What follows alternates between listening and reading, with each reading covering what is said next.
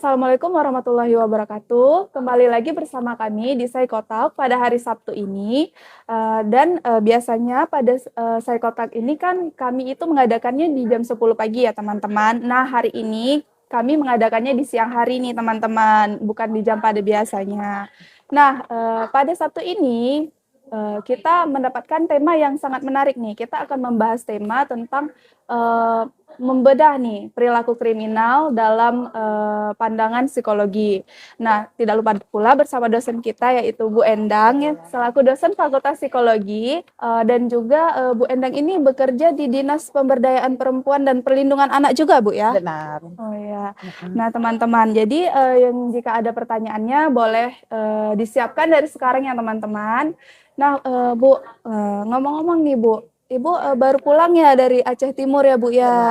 Nah, gimana nih perasaan Ibu dan gimana nih waktu Ibu tuh menjadi psikolog forensik itu?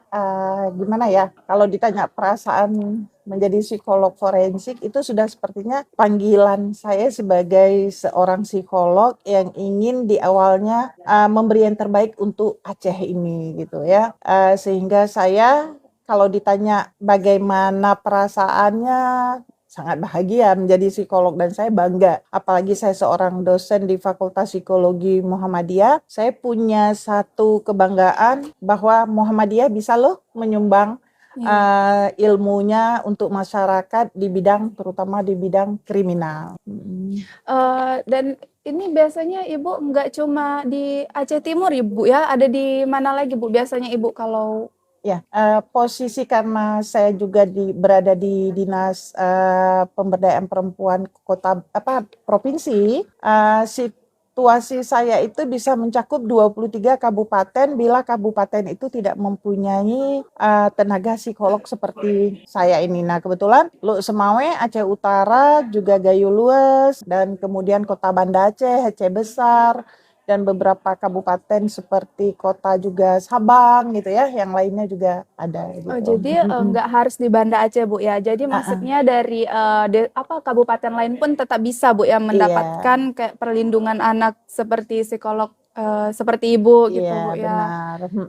Semuanya tuh bakal dapat nggak cuma di Banda Aceh aja. Iya, Karena Ibu bisa di mana aja kayak di Gayo Lues bisa, iya. di Aceh Timur Karena juga. tugas dari provinsi itu kan membackup yang tidak ada, tenaga yang tidak ada. Nah, kebetulan psikolog forensik itu kan minim. Iya Bu. Saya sangat mengharapkan ini Pak adik-adik mahasiswa bisa melanjutkan nanti ke S2-nya, mengambil profesi, kemudian klinis, menjadilah seorang forensik. Apalagi tahun depan saya sudah pensiun. Oh. Ah, Gitu ya mm, teman-temannya. Nah, jadi Bu kan kita masuk ke tema nih Bu ya. mm-mm. Nah, Jen tuh ada pertanyaan Bu. Misalnya nih, apa nih Bu yang dimaksud dengan psikolog forensik nih Bu? Dan Mm-mm. mengapa peran psikolog forensik itu penting nih dalam menangani kasus kriminal? Apa yang membuat Ibu tertarik nih menekuni bidang Iya, psikolog forensik ini?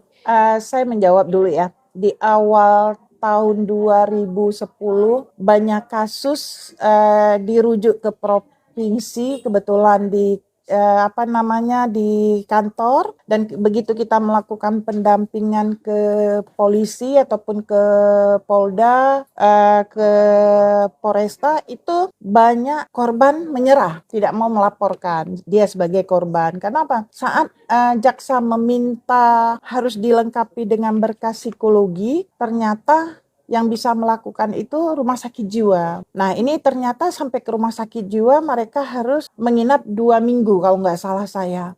Nah, akhirnya terutama kasus KDRT lolos, tidak ada yang mau korban-korban ini nginap di rumah sakit jiwa, juga kekerasan seksual anak-anak itu juga tidak mau. Saat itu saya berpikir dengan keras, ini gimana caranya anak-anak Aceh, perempuan-perempuan Aceh harus mendapatkan satu haknya yang sudah hilang gitu ya. Nah, akhirnya saya berjuang, menjumpainlah Bapak Kajati.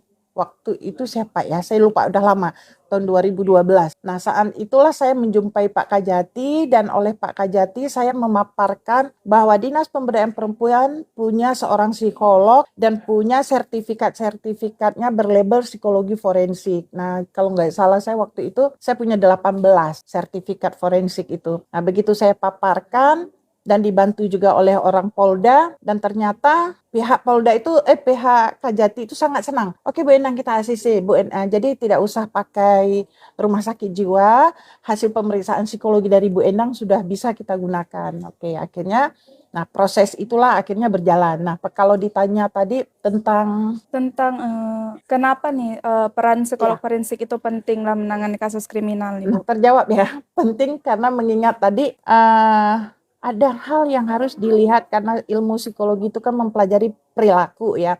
Nah, dalam hal ini kriminal yang berhubungan dengan hukum. Nah, karena korban sangat penting untuk dilindungi dan mendapatkan haknya, sehingga kita butuh untuk pemeriksaan psikologinya. Benar nggak ini korban ini menjadi korban gitu. Nah, satu lagi tadi Apa nih yang membuat Ibu ya, tertarik nih menekuni bidang forensik ini? tertarik saya punya tantangan karena saya salah satu juga punya jiwa dan karakter suka jadi petualang. Iya. Nah, itu menjadi satu panggilan hati nurani saya, sepertinya saya harus berbuat sesuatu untuk Aceh. Karena kondisinya hari ini kalau bukan saya yang memulai, tidak mungkin akan ada yang lainnya. Nah, akhirnya tahun 2012 dicanangkan psikolog forensik sudah ada di di Dinas Pemberdayaan Perempuan Provinsi. Itu sangat membantu sekali Bu ya untuk Aceh ya. Sangat membantu sampai sekarang, dan kebetulan sekarang kan sudah berkembang ya. Iya. Teman-teman yang lain juga sudah nyusul, sudah alhamdulillah, berarti saya sudah memberikan yang terbaik. Nah, kebetulan saya juga berada di posisi sebagai dosen di Fakultas Psikologi, saya merasa bangga. Muhammadiyah bisa memberikan yang terbaik kepada masyarakat. Salah satunya itu. Iya Bu ya. Nah Bu, misalnya nih dari sudut pandang psikologi nih Bu, apakah setiap individu itu memiliki potensi nih untuk melakukan kejahatan? Ya. Dan bagaimana tuh psikologi itu memaknai perilaku kriminal itu sendiri? Okay. Kebetulan saya sedang menangani kasus penganiayaan nih. Seorang anak melihat ayahnya ingin dibacok dengan parang. Kemudian ayahnya juga dipukul oleh temannya, teman dari yang pegang parang ini. Kebetulan yang pegang parang ini ada di belakang bapaknya. Nah, sehingga si anak ini melihat parang di belakang bapaknya mau diayun ke ayahnya. Ya, Bu. Kemudian si anak ini spontan, dalam arti ikatan emosional dia dengan keluarganya, dalam hal ini adalah bapaknya, dia harus melindungi keluarganya. Nah, dia hadir dan di situ dia mencoba memegang, bukan melerai bapaknya berkelahi, dia membiarkan. Tapi yang dia selamatkan itu adalah parang yang akan menghujam ke si bapak ini ya waktu itu. Dan tahu-tahu waktu dia berebutan parang itu, dia sempat dipukul, dia membalas memukul. Tahu-tahu dia dilaporkan menjadi penganiayaan ini justru si anak ini. Iya. Nah, Dinas Pemberdayaan Perempuan hadir saat itu, Bu Endang, ini usia anak, kita harus melindungi. Nah, disinilah muncul kefungsian dari ilmu psikologi forensiknya, apa yang melatar belakangi. Nah, begitu kita melakukan pemeriksaan psikologi, ternyata dia punya tingkat trauma, terutama kecemasannya cukup tinggi. Karena situasinya dia seorang remaja, dia ingin menolong ayahnya. Keadilan hukum ada enggak? Kenapa aku malahan dijadikan tersangka? Padahal aku melindungi keluarga ya. Nah, disitulah fungsi dari psikolog untuk hadir di dalam psikologi forensik ini, di dalam kriminal. Nah, gitu Bu ya. Itu Bu kan biasanya kalau misalnya nih Bu sudah mulai berani nih, ini pertanyaan pribadi aja Bu ya, dia mulai berani itu main tangan sampai bacok-bacokan itu Bu, itu ada faktor dari lingkungan atau keluarganya nggak Bu? Sampai dia emosinya tuh sampai seperti itu? Ya, pada dasarnya kan manusia punya satu apa namanya melakukan sesuatu itu kan sudah ada di dalam dirinya ya.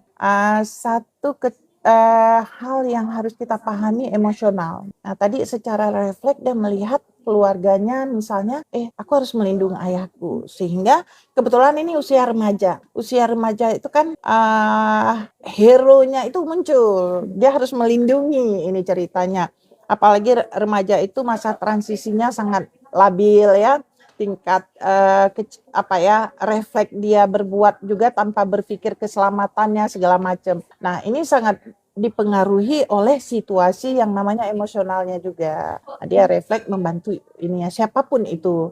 Makanya kalau ditanya tingkat kejahatan kriminal itu punya nggak dalam diri seseorang? Iya. Punya, tapi tidak semua orang bisa melakukan itu. Ada yang terkadang orang bisa melakukan itu dengan spontan, tapi tidak semua bisa melakukan itu dengan spontan ya. Iya, Bu. Sehingga ada, kalau ditanya berarti semua orang bisa melakukan kejahatan. Ada yang bisa, ada yang tidak, begitu. Berarti tergantung lagi, Bu, ya. Tergantung lagi dalam situasinya. Baik, Bu. Nah, ini nih, Bu. Tadi kayaknya agak pertanyaan Dian juga nih masuk nih. Maksudnya sejauh mana lingkungan keluarga itu, lingkungan sosial dan pengalaman masa kecil itu berperan dalam membentuk kecenderungan perilaku kriminal seseorang? Ya, keluarga adalah tempat madrasah utama bagi si anak. Anak itu baik dan jeleknya kalau ibu mengatakan, ayo lihat mamahnya dulu ya. Saya ingat sekali petuah salah satu dari orang tua Aceh itu kalau mau melihat si anaknya, lihatlah dulu si ibunya. Kan itu ya kalau di dalam ini adat orang Aceh. Nah, dalam situasi ini kalau ditanya keluarga ya, keluarga madrasah yang utama dalam membentuk karakter si anak, pondasi si anak, apapun itu keluarga. Kalau saya bisa mengatakan bagaikan botol aqua. Kalau airnya penuh berarti sport dari keluarganya bagus dia ya. Tapi kalau airnya sudah setengah, itu kan lingkungannya yang mempengaruhinya. Sehingga di dalam hal ini keluarga itu sangat punya potensi dan sangat pengaruh besar terhadap si anak di dalam menciptakan kondisi karakter si anak. Nah, sisanya lingkungan. Lingkungan, ya. Kalau pengalaman masa kecil tuh, Bu? Masa kecil itu sangat tergambar dengan baik di otak anak ya dan tidak bisa hilang. Itu yang dikatakan nanti salah satunya trauma. Maaf, saya menangani beberapa perkara. Ada salah satunya seorang anak dibesarkan dalam lingkungan broken home. Kemudian dia dimasukkan ke salah satu sekolah yang memang ada homeschoolingnya. Nah, ternyata pembuliannya itu cukup tinggi kepada si anak. Anak ini kan rentan, sudah tadinya dari keluarga dia tidak mendapat. Begitu bully itu muncul di dalam dirinya, ternyata dia paling tidak bisa memaafkan saat mendengar teman-temannya itu mentertawakan dia. Nah, ternyata ada hal yang perlu kita pahami, ternyata anak ini memiliki kerentanan yang sangat rentan terhadap sesuatu hal yang bisa mengusik emosinya dia, sehingga konflik itu muncul. Nah, makanya kalau anak itu dibesarkan dalam kondisi berkonflik, sampai besar pun dia tidak mampu mengatasi situasi dan sangat mudah emosional. Tapi Bu, apakah itu bisa diatasi, Bu? Bisa. Itu bisa dipulihkan dengan hadir nanti untuk menjumpai psikolognya. Malah ada yang sudah sampai parah, seperti kasus KDRT itu, ternyata kenapa dia bisa KDRT sampai berulang-ulang. Ternyata masa kecilnya dia suka dipukul. Nah, dia belum selesai nih dengan dirinya. Begitu dia sudah menikah, dia mendapatkan lagi dari suaminya. Dan ternyata anaknya juga berimbas. Nah, kemarin akhirnya kita mencoba satu keluarga itu kita selesaikan. Nah, sekarang mulai si ibu dengan si anak mulai akrab ya. Nah, kondisi-kondisi seperti ini kalau memang ada keseriusan dari korban itu sendiri, semua bisa diatasi. Gitu, Bu, ya. Tapi ini, Bu, mungkin ada sedikit nih Jian lihat di FYP TikTok mungkin, Bu, ya. Kalau misalnya nih, dia tuh udah sampai nih, Bu, ngebakar istrinya tuh, Bu. Itu gimana tuh, Bu? Suami yang ngebakar istrinya. Tingkat kriminalnya itu kan sudah sangat ini ya. Bahkan Iya, ada yang terkadang suami ataupun istri membunuh, beberapa kasus yang kita lihat sampai misalnya dia membacok segala macam. Iya. Kenapa itu bisa terjadi? Nah, ini dia, kita harus melihat dulu konflik ke belakang. Kita tidak bisa mengatakan, oh si istri itu pembunuh. Nah, pembunuh itu kan bisa saja terjadi. Nah, saya menelaah satu peristiwa yang di Kajung, di mana seorang anak membunuh ibunya. Ya, nah itu penyebabnya apa? Setelah saya meruntun waktu masa kecilnya, ternyata dia mendapatkan perlakuan yang sangat miris dari ibunya. Misalnya dia tidak diakui oleh ibunya, dalam arti kalau dia minta uang jajan, dia agak diiniin. Kalau dia berteman dengan temannya, datang ke sekolah, ke rumah, dia dimarah-marah di depan temannya. Nah, kondisi-kondisi seperti ini berkembang dan bahkan sampai dia pun sudah menjadi mahasiswa, ibunya masih mendoktrin dia dengan situasi harus mengikuti keinginan si ibu. Nah, waktu malam terakhir itu kan dia sempat mengatakan, "Mama buka pintu." Ternyata mamanya mengeluarkan kata-kata, "Kamu anak tidak Ya, berguna," dengan kata-kata kemudian kebun binatang. Nah, itu kan hancur hatinya semakin. Nah, ada satu yang seperti lihat bagaikan gunung es dan ternyata gunung es itu meledak di malam itu sehingga tanpa dia pahamin, tanpa dia sengaja itu tercetuslah untuk melakukan, tanpa sadar dia berantem, akhirnya mengambil batu kan memukul iya. ibunya. Nah, saya kira itu juga salah satu penyebab dari ke belakang. Itu yang fakta yang Iya, saya ini ya, yang saya hadapi salah satunya kemarin. ya. Mm-mm. Nah, bagaimana nih Bu, teori-teori psikologi itu menjelaskan nih tindakan kriminal Mm-mm. dan bagaimana pendekatan psikologi dapat digunakan dalam pencegahan serta rehabilitas perilaku kriminal? Mungkin satu-satu Bu ya. Ya, Bagaimana teori-teori psikologi itu menjelaskan iya. tindakan kriminal? Tindakan kriminal itu kan bukan spontan ya, tapi dia tidak berdiri sendiri, tapi ada teori-teori lain yang sebagai pelengkap di situ. Dan kriminal itu terjadi juga ada banyak faktor yang harus kita lihat, sehingga teori-teori kriminal ini melihat bahwa sesuatu kejahatan itu bukan tidak mungkin ada sebabnya. Nah, sehingga psikolognya di sini yang harus mengupas, melihat. Salah satunya lagi saya mungkin bisa memberikan contoh seperti tadi nih. Kenapa dia membukul sehingga dia disangkakan sebagai pelaku Pelaku. melakukan penganiayaan. Padahal dia dalam membela dirinya dan bapaknya Iya. saat itu. Nah, tapi begitu sudah keluar satu hasil pemeriksaan, oh ternyata ada sebabnya dia melakukan ini. Nah, tekanan yang ada di dalam dirinya juga menjadi salah satu hadirnya psikolog untuk suatu hal-hal yang bersifat kriminal ini. Tapi Bu kan banyak nih Bu, mungkin orang yang pengen hadir dengan pengen Mm-mm. psikolog tuh membantu dia gitu Bu Mm-mm. kan. Nah tapi biasanya gimana tuh Bu kalau misalnya dia tuh terkendala biaya dan segalanya? Ya, pemerintah sudah cukup hadir ya, saya kira di dalam hal ini, dan bahkan pemerintah seperti di Dinas Pemberdayaan Perempuan itu bekerja sama dengan kampus nih. Nah, kebetulan di kampus Muhammadiyah ini kan punya fakultas psikologi yang memang ada orang Iya. klinisnya. Nah, akhirnya kemarin kita kerjasama dengan mengikat MOU. Nah, ini jadi hadirnya pemerintah di dalam situasi ini, saya sangat mengharapkan masyarakat memanfaatin karena gratis, nggak ada butuh. Cuma yang jadi kendala hari ini, kalau provinsi, kabupaten mungkin masih bisa menghandle, tapi yang namanya seperti kecamatan, daerah-daerah yang agak terpencil itu menjadi kendala dalam pemulihan psikologi sehingga maaf korban-korban yang tidak dipulihkan itu bisa menjadi pelaku. Nah, pelaku ini pelaku apa? Loh Bu, kan dia mengalami kekerasan Iya. seksual. Kok Ibu katakan lagi dia menjadi pelaku? Pelaku apa? Dia kan anak kecil perempuan. Ini dia, kalau dia sudah dewasa ataupun dia sudah tumbuh menjadi remaja, dia akan mengajak karena dirinya mengatakan, aku kan sudah kotor, aku udah nggak berguna, orang memandang aku sebelah mata. Nah, ini aku coba mengajak orang lain. Dia ajaklah teman yang lain dia dijerumusin Iya. ke hal-hal yang Tapi banyak itu negatif. Bu, banyak Nah, ya kan? banyak terjadi Bu. Iya. Nah, ini dia. Makanya kita sebagai orang yang paham, nih adik-adik mahasiswa psikologi yang sangat sudah paham, ayo sebarkan kepositifan terhadap kriminal ini terhadap masyarakat. Nah, karena banyak di masyarakat itu sudah jadi korban terlalu banyak, maaf.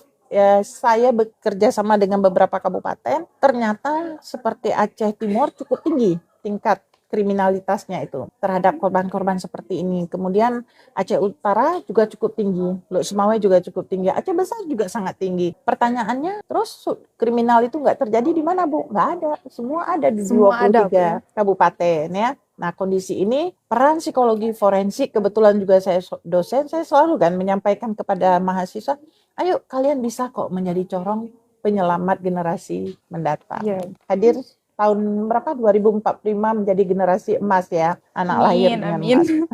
Semoga Ah, kami bisa Bu ya kayak amin. Ibu. Nah Ibu, terus nih bagaimana nih pendekatan psikologi itu dapat digunakan dalam pencegahan serta rehabilitas pelaku kriminal? Iya, sebenarnya kalau berbicara itu yang saya selalu mengatakan, kenapa ya orang sibuk melihat untuk pelaku, Iya, ya, iya Bu. pelaku di penjara, pelaku sekian, sementara korban tidak pernah dilihat. Ini jadi satu titik sebenarnya kalau saya ditanya itu saya sedih. Korban aja tidak tertolong, pelaku malah diselamatkan. Ada apa dengan situasi ini? Pernah ngeliat nggak korban itu seperti apa hancurnya? Bahkan keluarganya itu kan menjadi salah satu Iya, korban dari semuanya. Nah, situasi hal seperti ini salah satunya kita harus hadir dulu di LP, ya. Di LP itu ada rehab yang harus diberikan, tapi sayang tenaga psikolog di mana di di LP itu kayaknya miris, hampir tidak ada. Nah, sehingga disinilah butuh apa namanya beberapa rehab yang harus dilakukan pada orang-orang seperti pelaku yang ada di ini supaya mereka juga keluar dari itu bisa ini. Maaf cakap, saya pernah menangani satu perkara seorang kakek melakukan pemerkosaan terhadap anak. Waktu saya urutin, ternyata kakek ini baru keluar dari penjara, baru 1 bulan. Kemudian dia melakukan lagi, itu kasus miris. yang sama Bu? Kasus yang sama juga, berarti kan dia tidak mendapatkan pemulihan rehab. Iya, Nah, disinilah bahwa psikolog itu perlu ditempatkan sebenarnya di LP juga, karena untuk pemulihan pelaku, walaupun hari ini memang sudah menganggap pelaku cukup di penjara deh, itu akan ini ataupun dicambuk. iya, Cambuk lagi ceritanya di penjara aja nggak kapok apalagi dicambuk dicambuk. gitu ya. Nah, itu dia yang menjadi sehingga kita perlu adanya memang rehab untuk pemulihan para pelaku juga iya, terutama korban juga iya, supaya korban itu bisa menerima keadaan situasinya dengan lingkungan. Kalau trauma itu kan bisa muncul suatu ketika bila dia berhadapan lagi dengan objek yang sama atau Iya. menyerupai atau melihat satu benda sama loh waktu itu kejadian aku seperti ini, itu kan akan timbul lagi. Nah, tugas kita sebagai orang psikologi, ayo lakukan pemulihan setidaknya dia bisa menerima dirinya, bisa memahami situasi sehingga dia bisa berkolaborasi dengan lingkungan dengan baik gitu. Nah Bu, dia muncul pertanyaan lagi nih Bu, Eh, kan kayak yang Ibu bilang tadi kan kebanyakan korban itu pas ketika dia tidak sembuh itu kan dia merasa kayak dirinya kotor, terus kayak ngajak yang lain itu bukan, sehingga dia menjadi terjerumus lagi semakin jauh itu Bu, gimana tuh cara nyembuhin mereka atau mengeluarkan mereka dari situ kayak gitu Bu? eh, Cara mengeluarkan korban-korban seperti ini enggak. Memang saya ingat ya, kalau saya ke kabupaten melakukan pemeriksaan sudah selesai, itu saya panggil ibunya. Ibu duduk sini dulu. Ini anak ibu mengalami trauma cukup lumayan. Saya akan menjelaskan dengan bahasa awam supaya keluarganya paham. Nah, kemudian saya mengharapkan orang tuanya setidaknya bisa membackup si korban ini untuk melakukan pemulihan dengan mengatakan beberapa hal, misalnya jangan biarkan dia dalam kesendirian, rangkul dia, percayakan bahwa dia punya tempat yang aman saat ini untuk dia berada di tempat itu. Nah, kemudian beri dia satu keyakinan bahwa apa yang kamu bilang itu benar. Saya percaya dan saya bisa memahami situasi kamu. Nah, itu dia yang harus kita sampaikan kepada keluarga korban, karena keluarga korbanlah ataupun orang tuanya lah yang paling utama kita melihat situasi untuk pemulihan si korban. Nah, kemudian nanti kalau kita punya waktu, saya minta lagi kepada pendamping, nanti tolong turun ke sekolah ya. Nah, nanti di sekolah sampaikan juga kepada pihak sekolah bahwa ini anak, kalau memang pihak sekolah sudah tahu. Tapi kalau pihak sekolah nggak tahu, kita cukup dulu dengan Keluarganya. lingkungan keluarganya. Nah, kenapa? Di sekolah itu yang saya khawatirkan akan terjadi bully. Iya Bu, Nah, biasanya kayak gitu-gitu iya, dibully gitu. dibully lagi dia ya. Nah, ini kan cukup membuat dia makin terperosok dan maaf, itu bisa punya potensi bunuh diri. Iya Bu. Bahkan ada yang suka menyayat diri segala macam.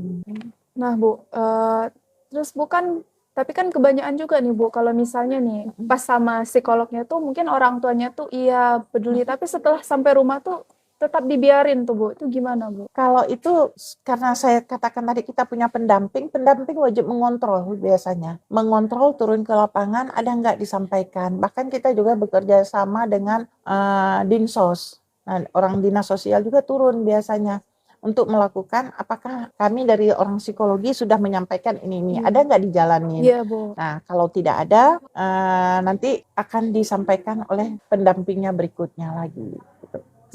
Terus ini Bu, nih ada pertanyaan dari Riris. Katanya Bu, faktor meningkatnya HIV di Aceh itu gimana Bu? Nah, ini HIV ini juga sebenarnya salah satu tingkat kenakalan banyak laki-laki yang suka jajan ya. Iya Bu. Nah, jajan kemudian tidak menggunakan alat pengaman yang bagus sehingga bisa menularkan kepada keluarganya, terutama istrinya yang kena. Dan hari ini kan saya melihat banyak para istri dia perempuan baik-baik, nggak pernah macam-macam, tapi kok kena gitu ya. Ternyata begitu kita usut ternyata dari suami. Nah, bahkan ada anaknya juga ikut berdampak terhadap anaknya. Nah, situasi seperti ini bagaimana ini ekstranya dari pihak kesehatan kalau saya menyarankan ya, mengatakan pihak orang kesehatan ya harus ekstra mensosialisasi dan seharusnya pemerintah tidak menutupi situasi hari ini dengan mengatakan Aceh lagi tinggi loh HIV-nya, tapi kan tidak dijelaskan, hanya mengatakan data aja cukup tinggi tapi tidak menjelaskan apa yang harus dilakukan. Nah, hal seperti ini ayolah bareng-bareng melakukan sosialisasi sehingga masyarakat tahu. Bahkan klien kita sendiri juga punya anak, kenapa badanmu nggak sesuai dengan situasi, dia saya lihat batuk-batuk ya, situasinya semakin batuknya sangat dalam, begitu kita periksa ternyata kena HIV. Nah, sebagai pendamping merasa ketakutan apa yang harus dilakukan, tapi sekarang pihak rumah sakit pemerintah saya lihat kalau tahu itu dia memeriksa lalu seperti memberikan satu sosialisasi kepada pendamping dan keluarga supaya tidak takut. Itu ada dilakukan. Tapi Bu, ada nih beberapa mungkin dari teman Jihan yang Jihan lihat Bu ya, kan itu tuh karena banyak laki-laki yang suka jajan Bu kan. Justru Bu, dari beberapa Jihan lihat tuh yang perempuan yang ingin tuh pun adalah orang-orang yang merasa diri dia tuh emang sudah kotor, tidak pantas lagi untuk dapat laki-laki yang baik gitu Bu. Jadi mereka kayak ya udahlah, emang nggak ada yang baik lagi, ya udah jadi kayak mau sama laki-laki yang mau jajan gitu Bu. Jadi itu kalau untuk perempuannya tuh gimana juga Bu? Yang seperti itu? Itu kan ada penyebab mereka melakukan itu, bukan cuma itu. Pasti ada penyebab lainnya juga, itu faktor ekonomi. Nah, di sini pemerintah juga harus hadir untuk memberikan jadi gini, saya mau mengatakan pemerintah atau petugas jangan asal menangkap. Sudah menangkap, terus mau diapain? Nah, ini sebenarnya pemerintah harus peka. Ayo kita duduk, kita rapat dulu. Tugas siapa ini selanjutnya? Jangan sudah ditangkap, dibiarin, kemudian dilepasin. Besok dia akan lakukan lagi. Kan itu yang kita lihat hari ini berulang. Kebanyakan seperti itu, Bu. Karena tidak ada tindakan lebih lanjut. Nah, seharusnya pemerintah membuat kerjasama dan tempat bahwa ini dia sebagai pelaku di sini. Ternyata dia butuh faktor apa? Faktor ekonomi, karena dia butuh untuk biaya hidup anaknya. Maaf. Seseorang melakukan kriminal misalnya itu kan ada sebab akibat. Dan kriminal itu kan bukan hak paten. Itu kan bisa kalau di dalam teori psikologi kejahatan itu tidak permanen, tapi dia bisa dipulihkan ataupun diselesaikan dengan baik. Nah, jadi kita harus tahu bahwa kejahatan itu ternyata bukan dari faktor gen ataupun keturunan, tapi ada faktor penyebabnya. Nah, ini gitu juga. Nah, kalau sudah tahu gitu berarti pemerintah apa yang harus dia lakukan? Dia harus disalurkan modal usaha. Sekarang sedang tren-trennya modal usaha yang diberikan pemerintah tanpa ada misalnya memang untuk ini ya. Agak dimanipulasi gitu. Bukan pemerintah Kota Banda Aceh. Saya melihat sudah cukup bagus action wali kotanya. Ini ayo ada modal usaha, kamu butuh berikan kepada orang yang tepat seperti ini. Karena action wali kota itu sudah mulai mengena ya. Dan beliau sangat paham situasi, saya melihat kebutuhan yang ada di masyarakat. Nah, saya juga sangat mengharapkan pada korban-korban seperti ini diberikan. Nah, sementara kita dari provinsi bekerja sama dengan Baitumal. Nah, kita minta supaya Baitumal bisa memberikan misalnya, melihat ibunya korban ini supaya bisa menghidupkan korban. Nah, diberikanlah biaya misalnya modal usaha untuk menjahit. Kalau memang ibunya penjahit. Kalau di ibunya berjualan, berikan modal ini sehingga dia bisa menghidupkan dan tidak lari ke hal yang negatif tadi. Nah, terus ini Bu, misalnya nih Bu kan, setelah nih kayak seseorang itu mengalami peristiwa kriminal tuh, Mm-mm.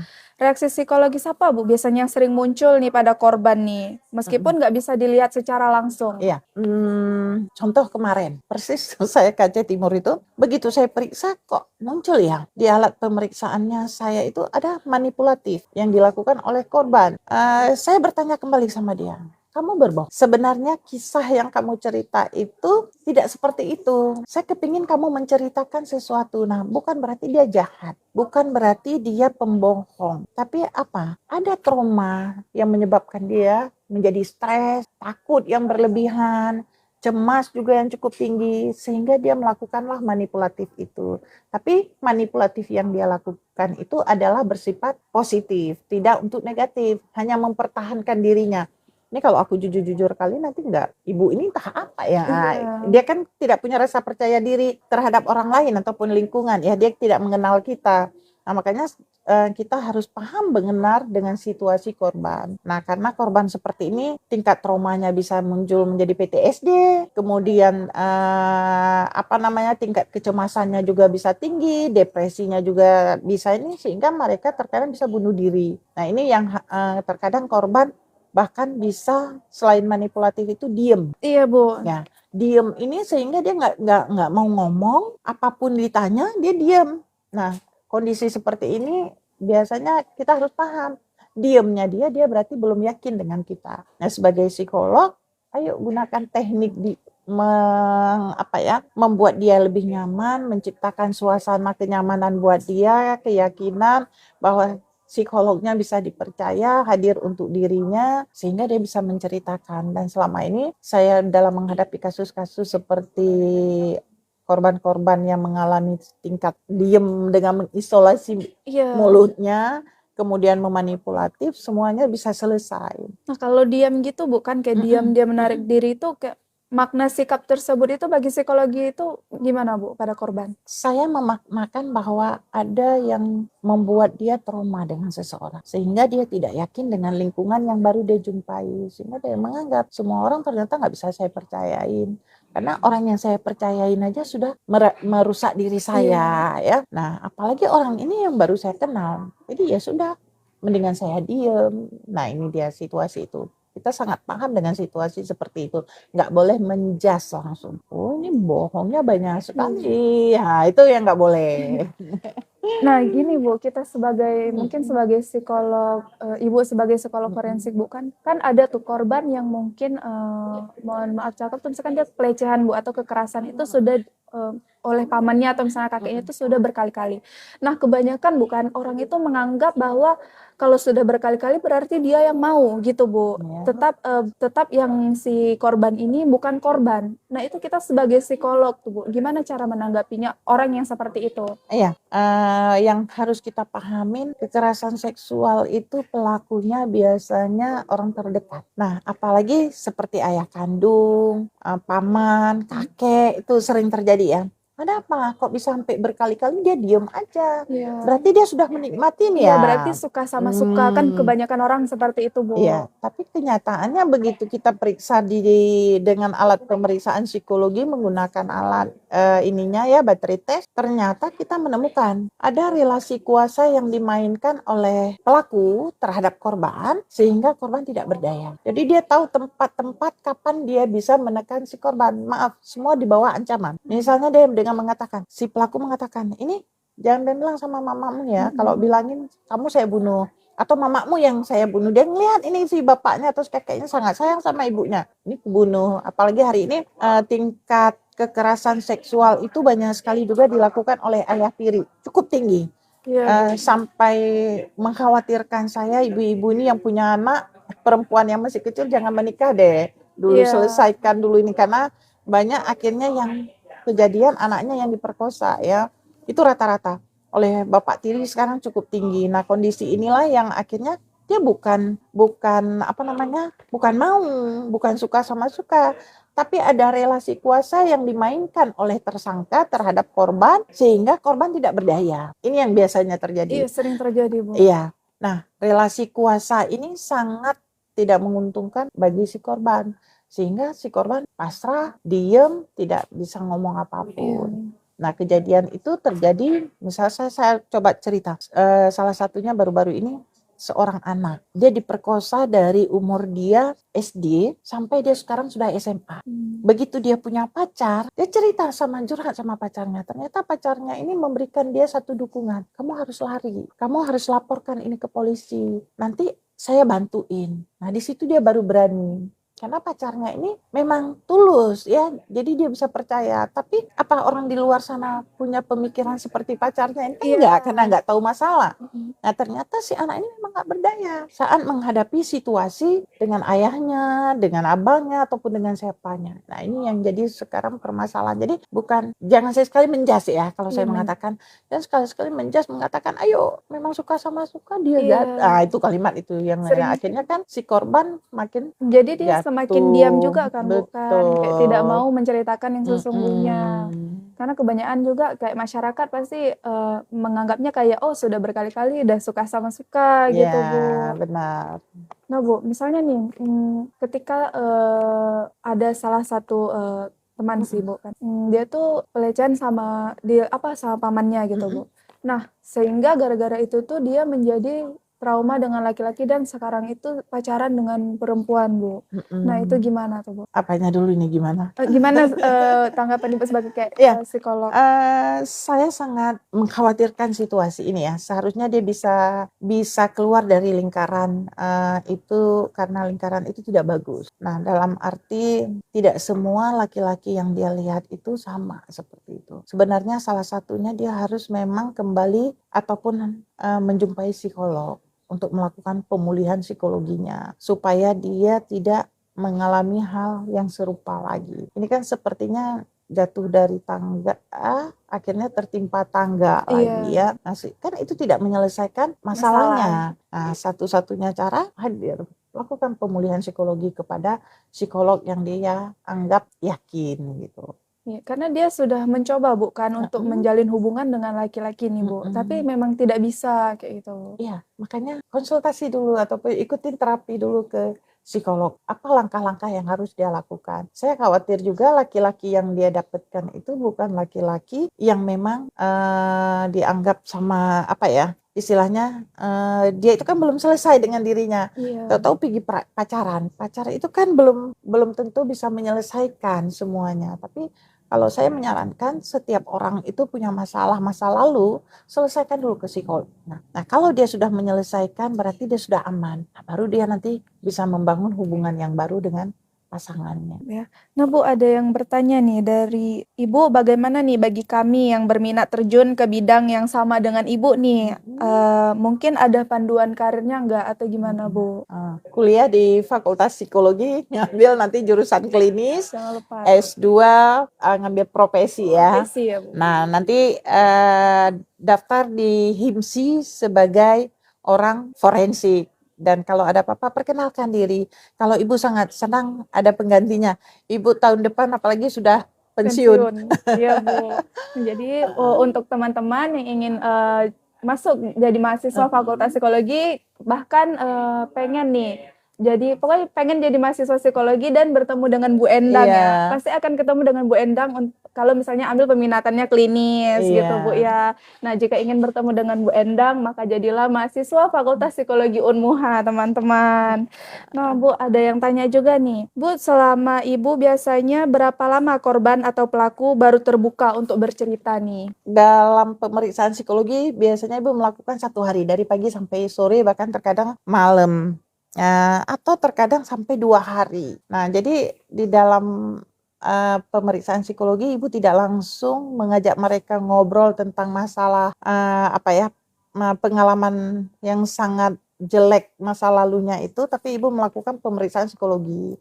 Nah, di situ ibu menanam satu sikap empati kepada dia sehingga memelihara rapot lah ya, supaya dia itu betul-betul yakin dengan ibu. Dan alhamdulillah selama ini kayaknya ibu nggak punya kendala. Dalam sehari itu dia bisa menyampaikan semua permasalahannya, dan polisi, ini salah satu kerja polisi, memudahkan. Dan jaksa pun menjadi akhirnya lebih paham dengan situasi korban. Nah, hadirnya psikolog di dalam hal ini kan sebenarnya di pengadilan untuk menerangkan peristiwa yang tidak jelas menjadi lebih jelas.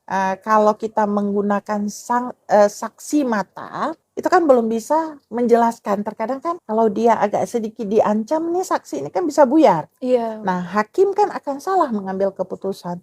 Tapi dengan hadirnya psikolog di sini, hakim bisa mengambil keputusan yang lebih tepat sehingga tidak merugikan bagi korban dan juga bagi pelaku gitu. Nah Bu, ada yang bertanya juga nih Bu, kalau misalnya nih pelakunya tuh diam, bagaimana cara Ibu menanganinya? Kalau pelaku diam, ibu mengajak dia memang untuk berbicara, memberikan satu keyakinan apa tujuan pemeriksaan ini. Contoh, ada contoh ya gini, pembunuhan yang terjadi di Aceh Besar, pelakunya ada 2 orang. Itu dua-duanya diam, nggak mau ngomong, ya.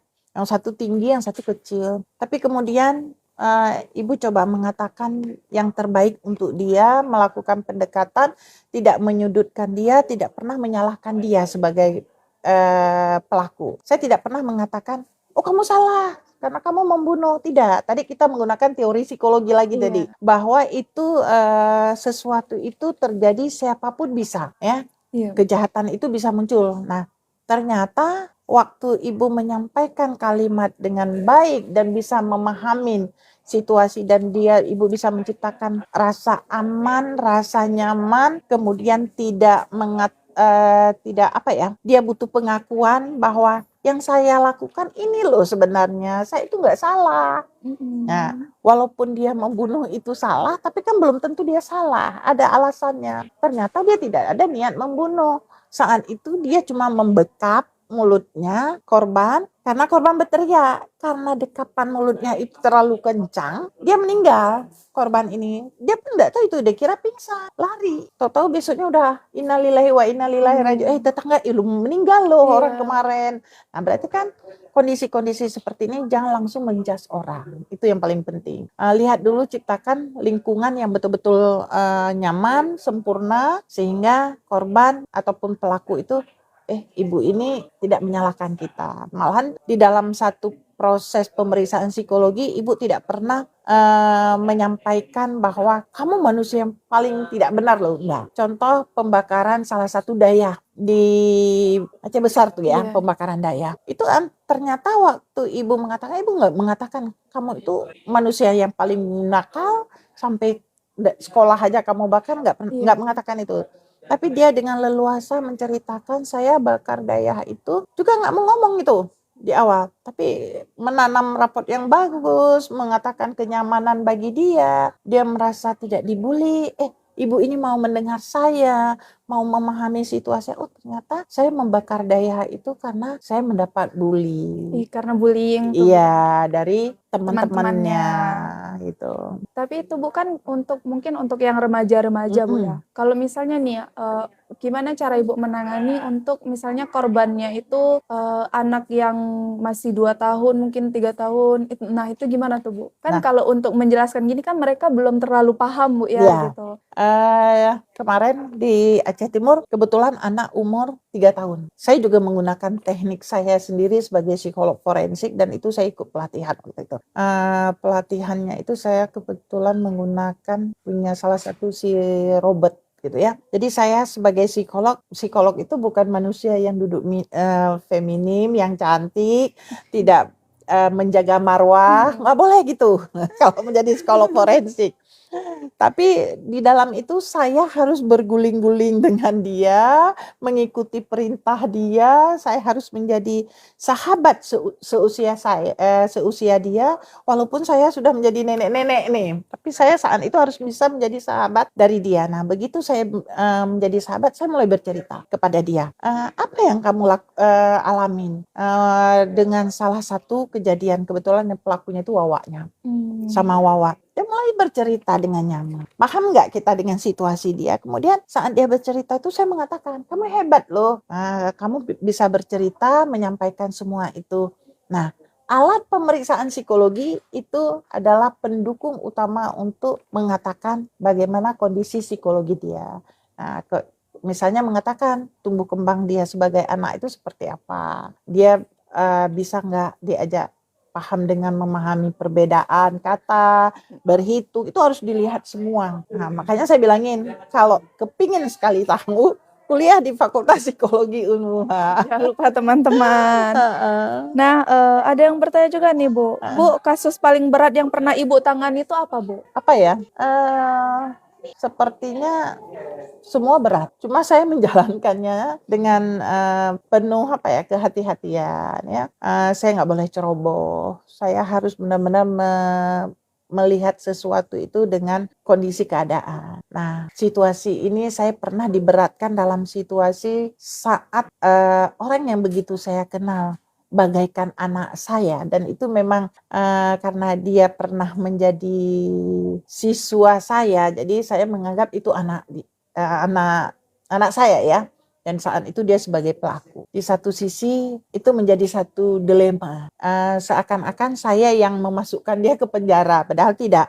Di situ saya mencoba menguraikan semua dan alhamdulillah semua berjalan dengan baik. Alhamdulillah, Bu ya. Jadi semua kasus itu berat, Bu ya. Nggak Berat. ada yang ringan Iya. gitu, Bu ya. Nah, ada yang bertanya lagi, Kak, kapan dibuka pendaftaran psikologi Unmuha? Izin promosi dikit, Bu ya. Nah, teman-teman, untuk pembukaan mahasiswa baru pendaftaran psikologi Unmuha itu bisa dilihat melalui Instagramnya ataupun TikTok dari Fakultas Psikologi Unmuha, teman-teman. Di sana sudah ada nomor WhatsApp-nya, link dan websitenya untuk kita mengetahui mulai dari SPP-nya berapa, ada beasiswa apa saja, bisa dilihat di situ peminatannya apa saja, bisa dilihat melalui Instagram dan TikTok-nya Fakultas Psikologi Unmuha. Ada juga websitenya, teman-teman. Jadi semuanya bisa diakses dan bisa di-chat di WA adminnya, teman-teman. Dan insya Allah ya, adminnya akan membalas semua pertanyaan-pertanyaan yang ditanyakan oleh teman-teman nih jika ingin masuk di Fakultas Psikologi Unmuha. Jadi seperti itu, teman-teman. Nah, peminatannya apa saja? Nah, di psikologi itu, teman-teman, kita ada peminatannya itu ada klinis ya, Bu ya. Iya. Nah, klinis kita akan bertemu dengan Bu Endang nanti. Dan ada juga PIO, ada sosial dan pendidikan juga, teman-teman. Nah, nih Bu, mungkin sudah sejam, Bu ya. Iya. Jadi Bu, sebentar lagi mungkin kita akan tutup live-nya. Pesan-pesan lah Bu, pesan-pesan kepada warga psikologi nih Bu. Pesan-pesannya gimana itu Bu?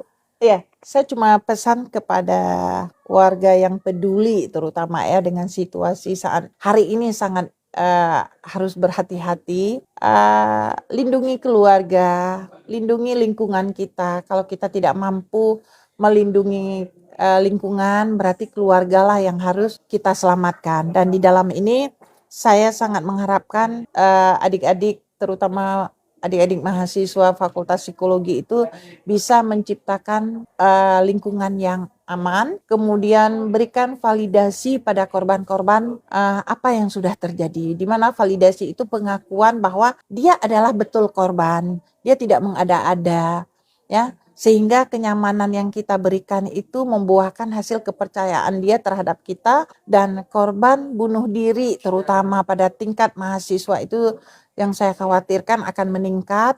Itu hadirnya Fakultas Psikologi dengan adik-adik mahasiswa sebagai corong. Saya mengharapkan dua hal di dalam hal ini, mahasiswa bisa menciptakan kenyamanan, mahasiswa bisa menciptakan validasi terhadap korban itu sendiri. Mungkin itu aja. Begitu saja Bu ya. Baik, terima kasih semua teman-teman psikologi sudah mau nih hadir dan join. Aduh, ada pertanyaan lagi nih Bu.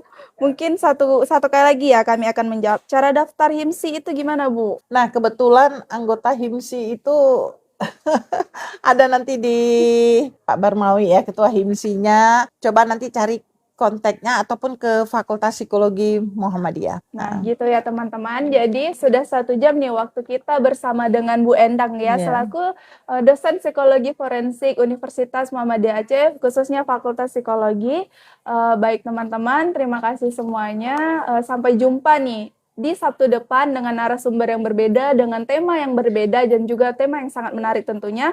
Ditunggu saja. Wassalamualaikum warahmatullahi wabarakatuh.